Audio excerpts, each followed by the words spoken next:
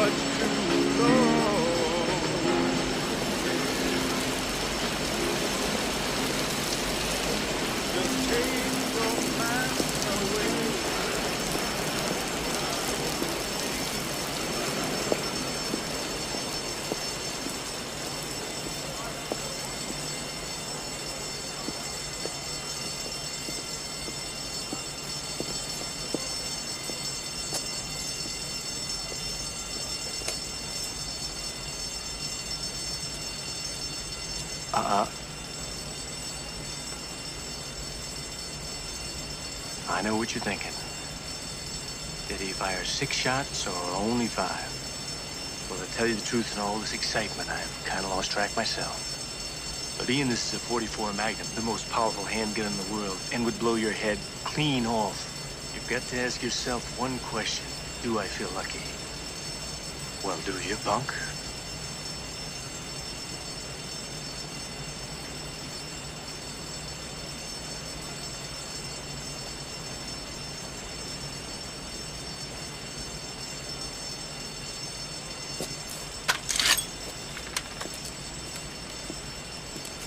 Hey, I got to know.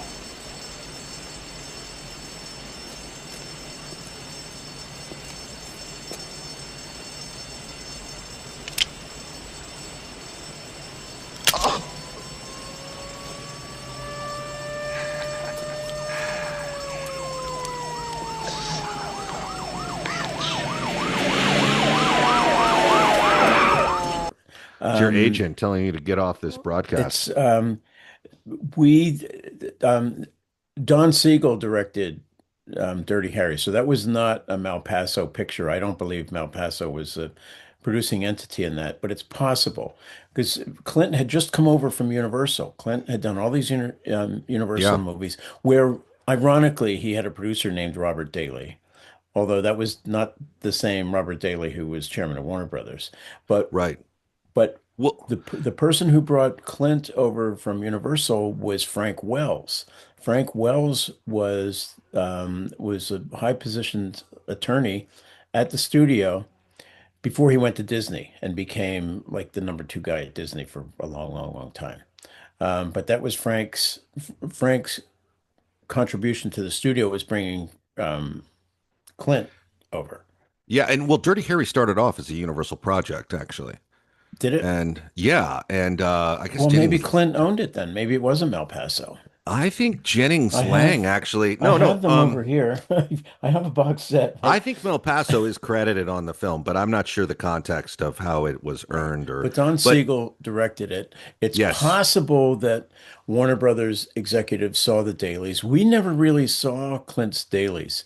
Malpaso was housed at Warner Brothers, financed by Warner Brothers, but they did their own thing.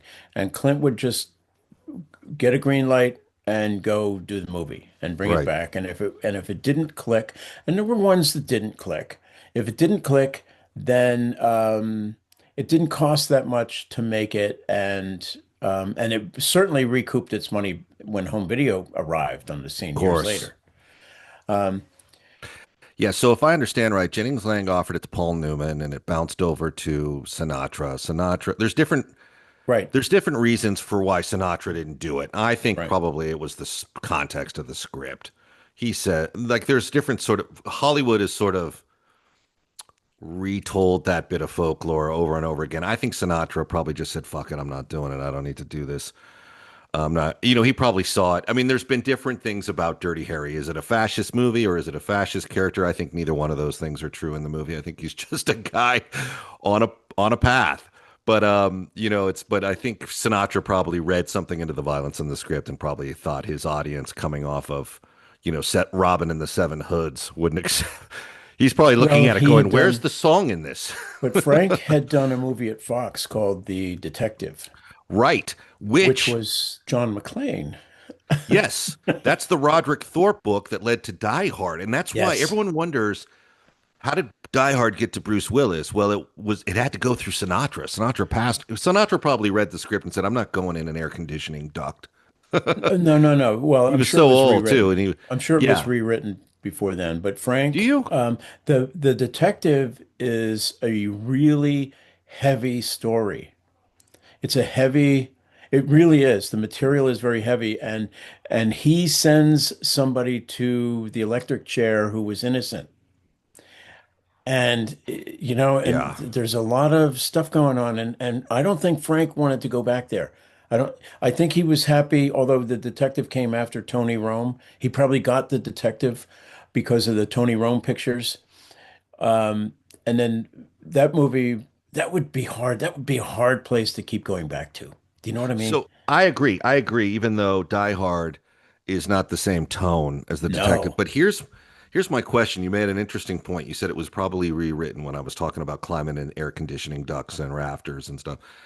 Do you write the script a certain way and then rewrite it if Sinatra passes, or do you write it the way you want and hope Sinatra passes and the actor you need falls into place?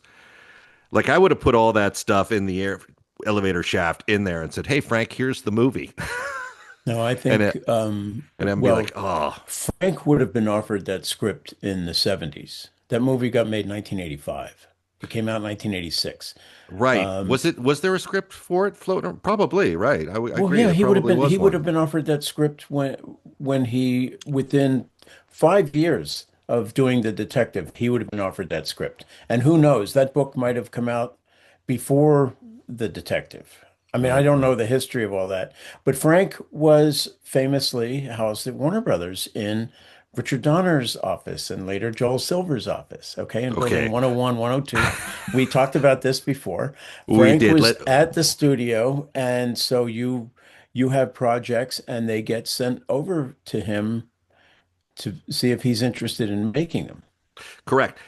A little bit of folklore on what Bill's saying there is yes, Frank Sinatra's office, after he had gone on to other things, was a high priced real estate for filmmakers. And Donner moved in there when Silver had his eye on it. And Donner like scored the touchdown before Silver could make the official move and kind of Well, Dick was there first. I mean, he was at the studio before Joel. Joel was busy.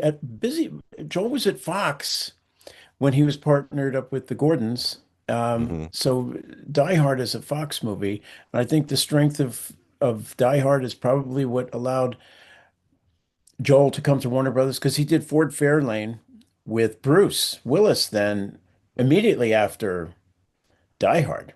No, we're misremembering that. Ford Fairlane was with Andrew Dice Clay. Ah, Are you thinking about the oh, movie Hudson that Hawk. Hudson Hudson Hawk, the one Hawk. Bruce Yeah. directed?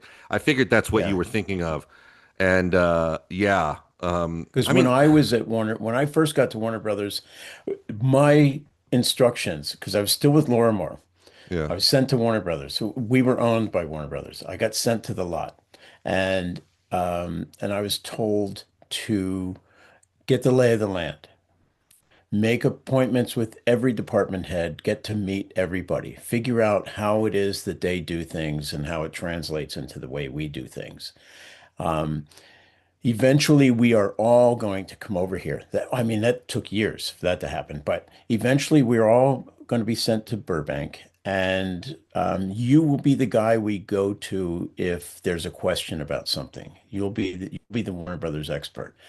That plan didn't work out because I landed there in early July of 1990, And before Labor Day, I was already working for Warner Brothers Pictures. So I did what I was supposed to do. I got the lay of the land. Okay. And while I was doing that, I got to meet Clint Eastwood, and I used to see Joel, and I used to see Hmm. Bruce Willis, and everybody. Um, but then I started doing all the meetings with everybody, and I was impressive enough that I got hired into Warner Brothers Pictures. So that plan didn't work out for Lorimar, but it worked out great for me. It did, and I think honestly, Eastwood, incredibly gracious.